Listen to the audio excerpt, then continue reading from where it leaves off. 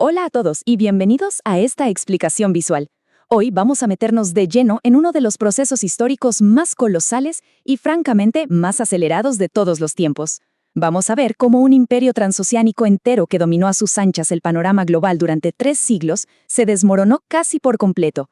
Hablamos de un cambio histórico masivo, de chispas que encendieron revoluciones y de un fuego imparable que recorrió desde los Andes hasta el Caribe para transformar para siempre el mapa del mundo. A ver, piénsenlo un segundo. ¿Cómo es posible que un continente entero se libere de siglos de dominio colonial en poco más de una década? Es una locura. Para quienes nos apasiona la historia, la velocidad y la escala de esto es simplemente alucinante. Pasamos de un mapa totalmente controlado de extremo a extremo por coronas europeas a un mosaico súper vibrante de repúblicas independientes, todo en lo que es básicamente un parpadeo en el tiempo. Entonces, ¿cómo pasó todo esto tan rápido? Para entender este gigantesco rompecabezas, nuestra ruta de hoy será la siguiente. 1. El polvorín colonial. 2. El catalizador napoleónico. 3. El surgimiento de los libertadores. 4 y 5. Las campañas del norte y del sur. Y finalmente 6. El nuevo mapa continental. ¡Arranquemos! Número 1. El polvorín colonial, una sociedad construida sobre la desigualdad. Vamos directo al grano con lo que pasaba puertas adentro. Imaginen esta sociedad como un barril de pólvora gigante, a punto de explotar, incluso mucho antes de que se disparara la primera bala. El estatus de una persona dependía casi 100% de dónde y de quién nacía. En la base, los esclavos africanos enfrentaban una explotación brutal, con literalmente 0 derechos. Luego estaban los pueblos nativos y los mestizos, viviendo bajo condiciones sumamente duras y limitadas. Pero aquí está el detalle clave. El poder real no lo tenía la mayoría. La toma de decisiones y el gobierno recaía exclusivamente en la punta absoluta de la pirámide, los peninsulares. Una pequeñísima minoría nacida en Europa que acaparaba todos, y quiero decir todos, los cargos políticos y económicos. Ahora, el verdadero cortocircuito interno estaba justo ahí, entre las dos clases más privilegiadas. Por un lado, los peninsulares con su control total. Por el otro, los criollos, nacidos en América pero de sangre europea. Estos criollos tenían muchísimo dinero, tierras, manejaban la economía, pero estaban perpetuamente bloqueados del gobierno por la corona española. Imagínense tener toda esa influencia y que te digan constantemente que no puedes tomar decisiones políticas en tu propia tierra. Esa exclusión, ese resentimiento tan profundo y amargo, se convirtió al final de cuentas en el gran motor intelectual y financiero de toda la independencia. Pasamos al número 2, el catalizador napoleónico, la chispa que encendió América. Veamos qué detonó todo esto desde afuera. Resulta que se formó la tormenta perfecta, una serie de crisis que golpearon exactamente al mismo tiempo. Primero, en 1805, España pierde su flota en la famosa batalla de Trafalgar, quedando incomunicada de las Américas. 3 años después, en 1808, Napoleón invade España y pone a su hermano José Bonaparte en el trono. Para los americanos, este nuevo rey no tenía ninguna legitimidad, 0. Esa fue la chispa que faltaba. Sumen a esto que las ideas de la Ilustración y las exitosas revoluciones de Francia y Estados Unidos ya corrían como pólvora por todo el continente, avivando ese enojo criollo del que hablábamos, sobre todo tras medidas tan drásticas como la expulsión de los jesuitas en 1767. Y ojo con este precedente, porque ilustra de manera brillante de dónde vino muchísima inspiración. A veces se olvida, pero la primera gran revolución exitosa de América Latina pasó en la colonia de Saint-Domingue, donde la población esclavizada superaba a los libres en una proporción de 10-1. Tras un levantamiento durísimo que empezó en 1791, lograron algo realmente increíble. Vencieron a las fuerzas coloniales, resistieron a los franceses y declararon la independencia de Haití en 1804. Esto fue un parteaguas total, un plano revolucionario que llenó de esperanza a los oprimidos, pero que a la vez generó un terror absoluto entre las élites esclavistas del resto del continente. Número 3. El surgimiento de los libertadores. El fuego se propaga. Vamos a ver cómo esta chispa se transformó en un incendio armado. Entonces, con el rey de España prisionero de Napoleón, se crea un vacío de poder gigantesco. ¿Y qué hicieron en las Américas? Formaron juntas. Originalmente, piensen en estas como consejos locales de defensa para mantener el orden, supuestamente cuidando los intereses del rey cautivo. Pero, oh sorpresa, rápidamente se convirtieron en las plataformas perfectas para promover movimientos secesionistas. Básicamente, instituciones que se crearon para proteger a la corona terminaron siendo la herramienta para destruirla.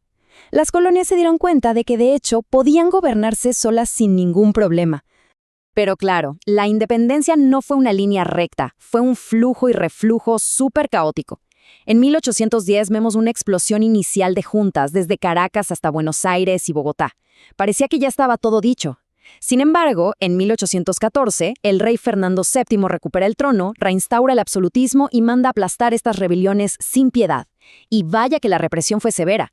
Pero lejos de apagar el fuego, esta brutalidad fue como echarle gasolina al incendio. Esa represión desató la segunda fase, la etapa armada y militante liderada por los icónicos libertadores. Número 4. La campaña del norte. El empuje de Bolívar. Enfoquémonos ahora en la mitad superior de Sudamérica. Aquí entra en escena el venezolano Simón Bolívar, y su camina fue una auténtica montaña rusa. Tuvo que irse al exilio, sí, pero nunca tiró la toalla. En 1813 retoma Caracas y se gana el título de Libertador. Años después, hace lo impensable. Lidera unas marchas épicas cruzando los Andes en condiciones de frío y altura literalmente letales, desafiando toda lógica militar de la época, y consigue la súper decisiva victoria de Boyacá en 1819. Esto le abre las puertas de Bogotá, agarrando un vuelo imparable. Y poco después, su gran aliado, el general Sucre, gana en la batalla de Pichincha, limpiando a los realistas de Quito y abriendo el camino hacia el sur. Ahora, todo este esfuerzo militar monumental tenía un propósito político clarísimo. En 1819, Bolívar proclama la Gran Colombia. Estamos hablando de un proyecto absolutamente colosal, unir lo que hoy es Colombia, Venezuela, Ecuador y Panamá en una sola megarepública bajo su presidencia. Era el gran sueño de crear unos Estados Unidos de Sudamérica, un gigante con la fuerza suficiente para plantarle cara a cualquier potencia europea que quisiera volver a entrometerse. Número 5. La campaña del sur. La marcha de San Martín. Mientras Bolívar arrasaba en el norte, vayámonos al otro extremo del continente.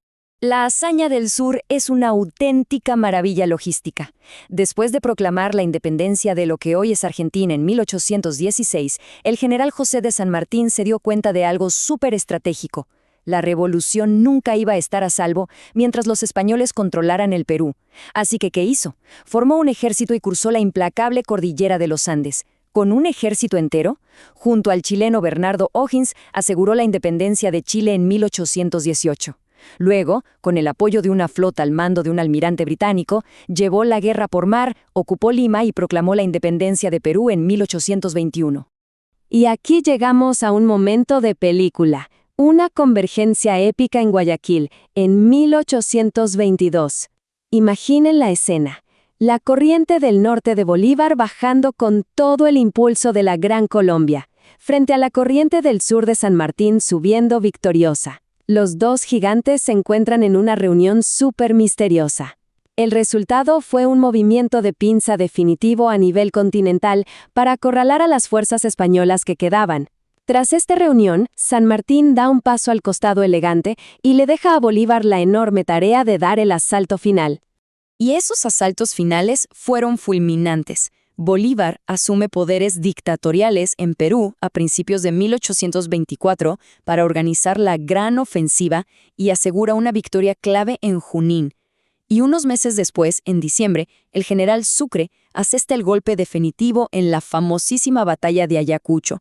Aquello marcó el fin absoluto, irreversible, de casi 300 años de dominio militar español en Sudamérica. Como broche de oro, al año siguiente, el Alto Perú declara su independencia y nace una nueva nación que toma su nombre en honor al libertador, Bolivia. Número 6. Un nuevo mapa continental. Las consecuencias.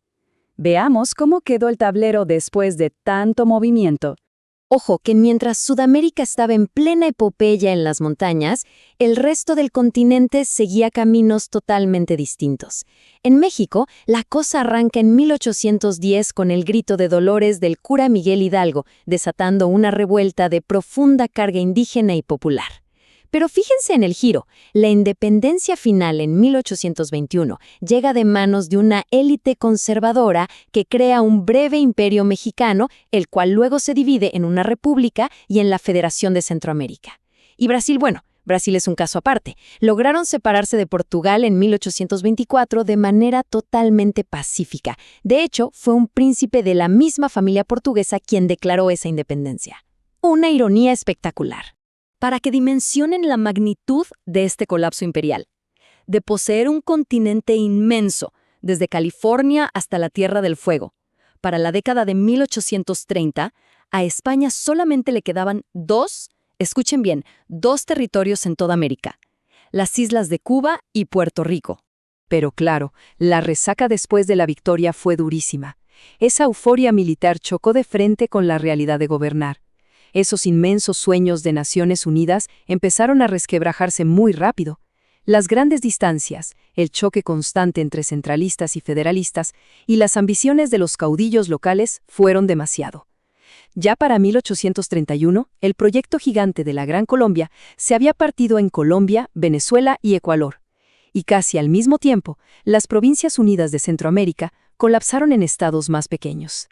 Habían ganado la independencia, sí, por supuesto, pero el sueño de la gran unidad había fracasado rotundamente. Y eso nos deja con una reflexión espectacular para cerrar este recorrido. Lograron expulsar a los imperios europeos, rediseñaron todo el mapa hemisférico a una velocidad increíble, pero la gran duda flotaba en el aire. ¿Iban a poder estas nuevas repúblicas fracturadas prosperar por su cuenta?